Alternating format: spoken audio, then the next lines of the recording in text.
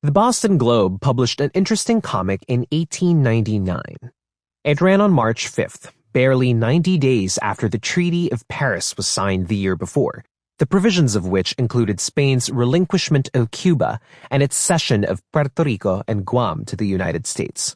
Additionally, as part of the treaty, the U.S. purchased the entire archipelago known as Las Islas Filipinas from the Spanish crown for a cool $20 million, roughly $600 million in 2018 money after inflation.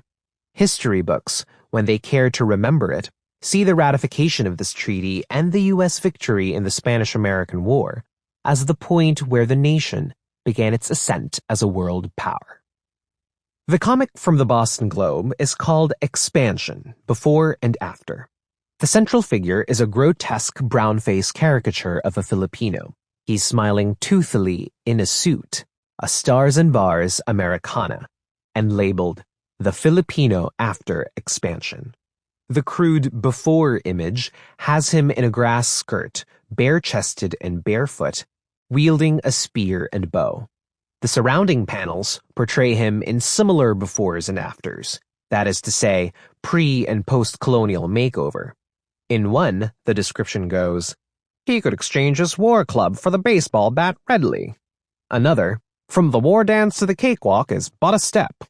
It's a slur in visual language, calling the Filipino population savage and barbaric without ever saying the words. It's racist, obviously. That's not the interesting part. What's noteworthy is the comic's portrayal of Filipinos as uncivilized, which completely disregards Spain's role in Filipino history, that they had occupied the archipelago for over 300 years, had already colonized, civilized, and injected their DNA into the people who called that archipelago home, and organized them into a territory named after a boy who would become their king.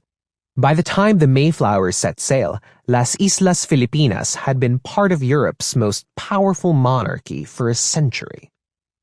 But white America has long wanted to believe in its own manifest supremacy. The Globe cartoon pushed the notion that the United States had happened upon an exotic and previously unknown land, had baptized it with the name the Philippine Islands, and was divinely equipped to do the generous work of taming its unwashed ruffians. "His old habit of running amok will aid greatly on the football field," jeered the cartoon, and bringing them into the fold of the Western world. In short, it was propaganda. It made a punchline of Filipinos and provided a model for how we must comport ourselves to belong in American society. We are offered a path to acceptance and civilization by assimilating, shedding our Filipino-ness, apparently so boorish and uncouth, and bolstering the greater American project. It remains the advertised path to this day, which can be seen in the promotion of English at the expense of Filipino languages.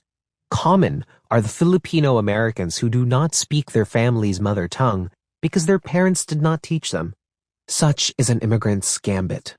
Speak only English at home to hone your speech and better fit into American contexts, to prevent the inheritance of impediments, hurdles we have jumped and don't wish upon our children.